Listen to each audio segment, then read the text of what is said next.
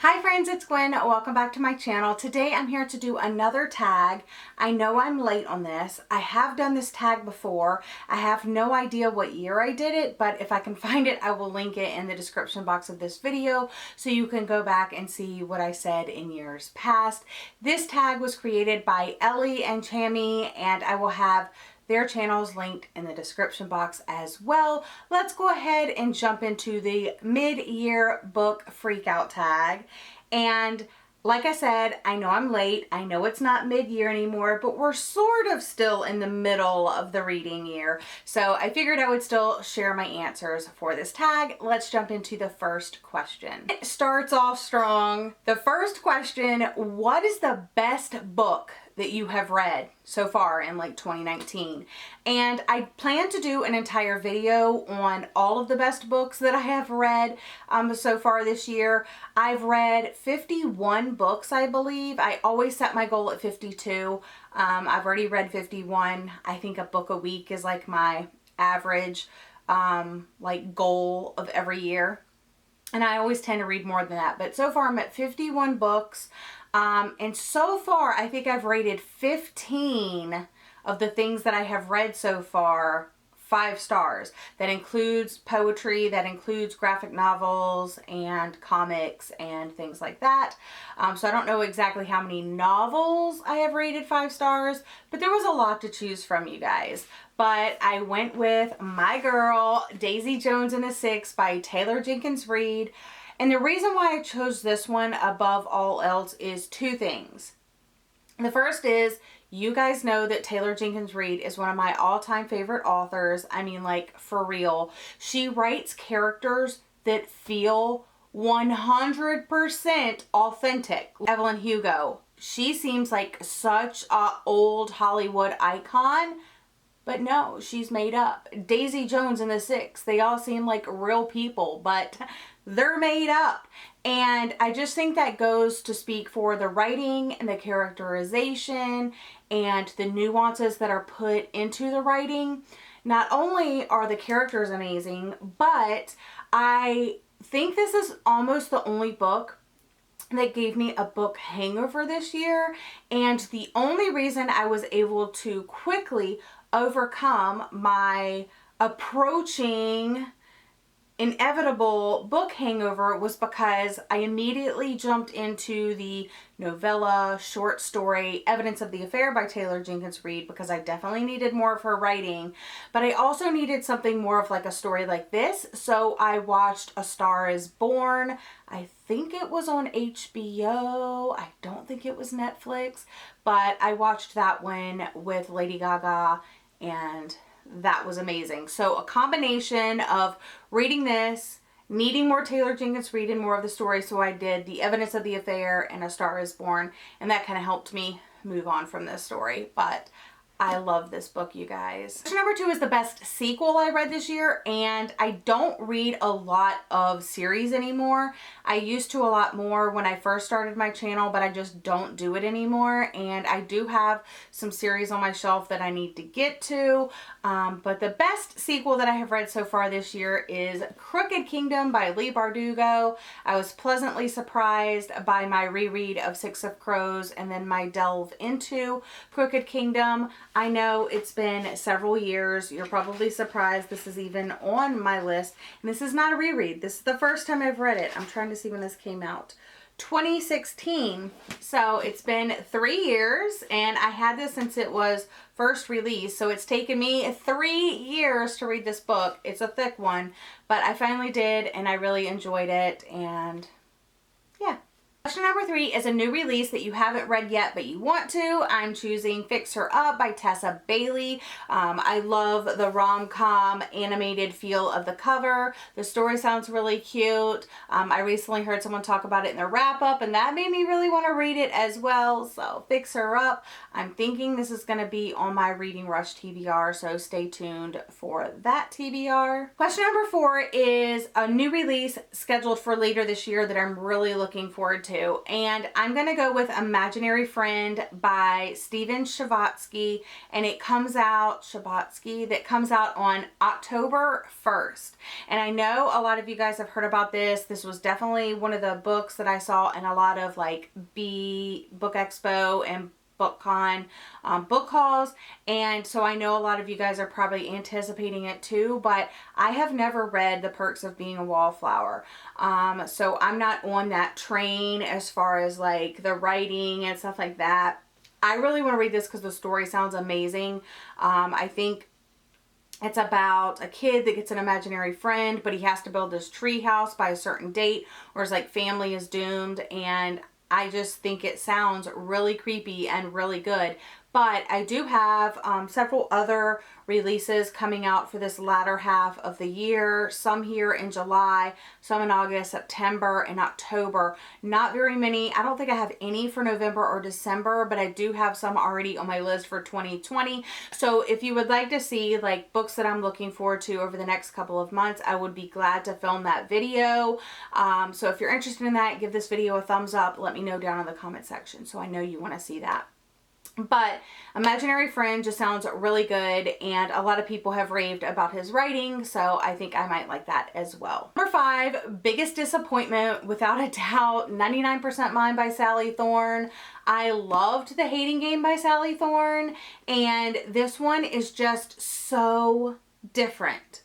I was so excited by, like, again, the rom-com animated cover, and I just... Did I do a full review of this, or did just I rant in the wrap-up about it? This book does not feel like the Sally Thorne that I knew from The Hating Game. The Hating Game was so polished that I almost think that either the author didn't write it themselves or something. Like, the dialogue was just cheesy. I wasn't really there for the romance. Nothing really great happened. Everything felt rushed or like glanced over. It felt one note. Yeah, I was really disappointed in this because I was really looking forward to it, and I was really let down. I think I gave this like 1 or 2 stars. Question number 6 is the biggest surprise, and I'm not shocked that I liked it.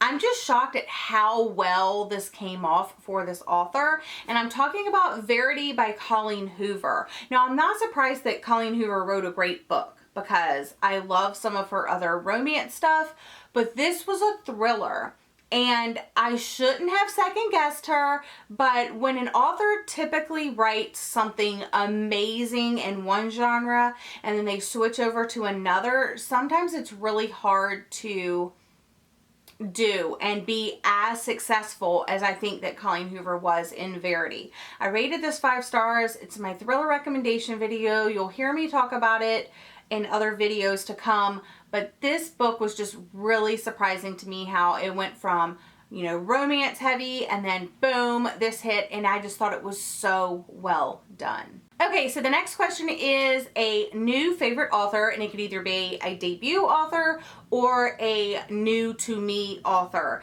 And I could have chosen a debut author, but I don't like to base solely off of only reading like one book.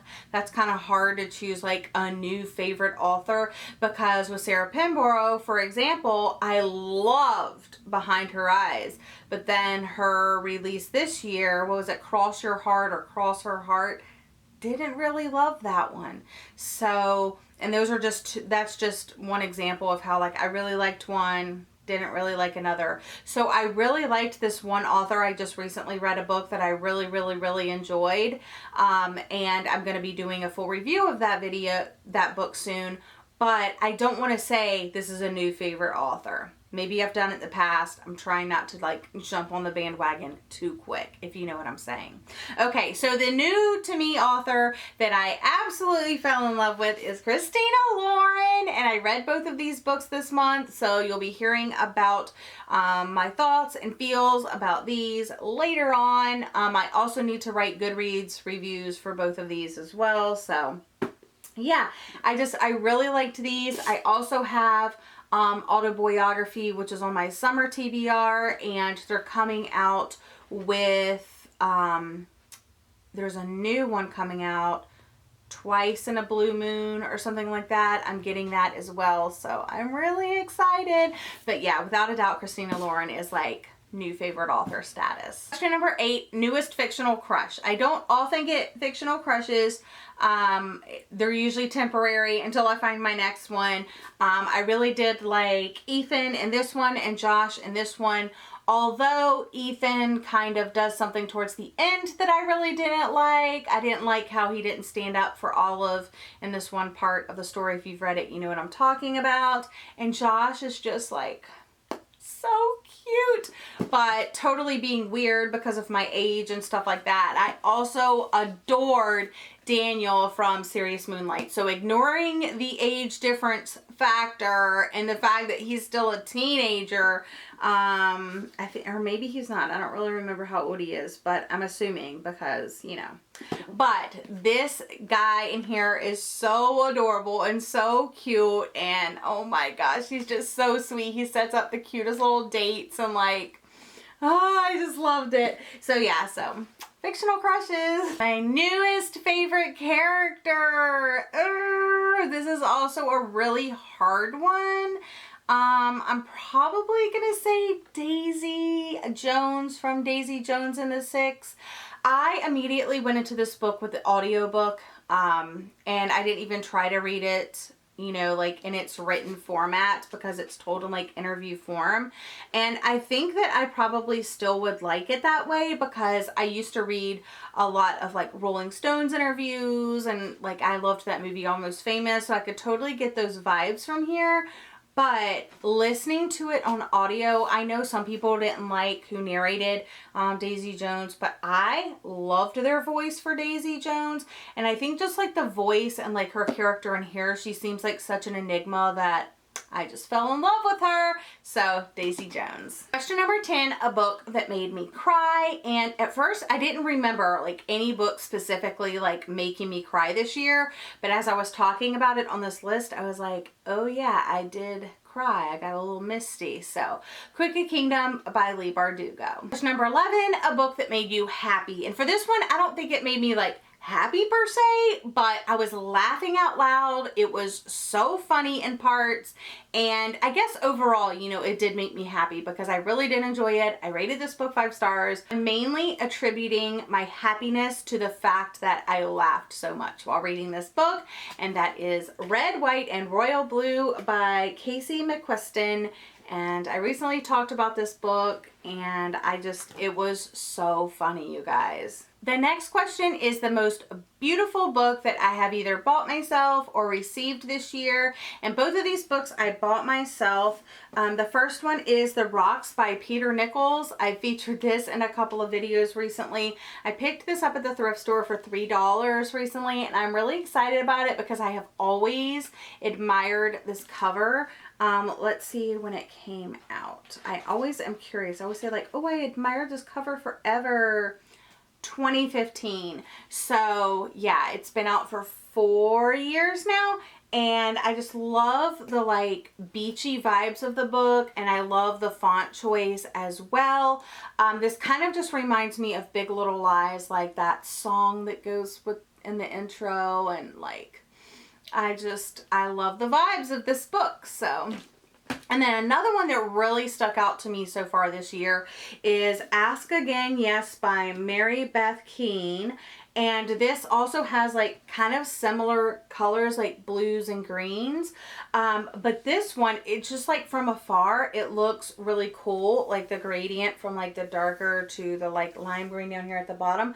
But if you look close, it's actually a neighborhood with like the houses and the streets and all of that. And I don't know if it's like a real neighborhood. I mean, it looks like it probably is or could be, but I just think that is so amazing. And it does kind of continue a little bit on the spine and a little bit here in the corner in the back. But that kind of also goes with the story because the story talks about 2 families that are neighbors.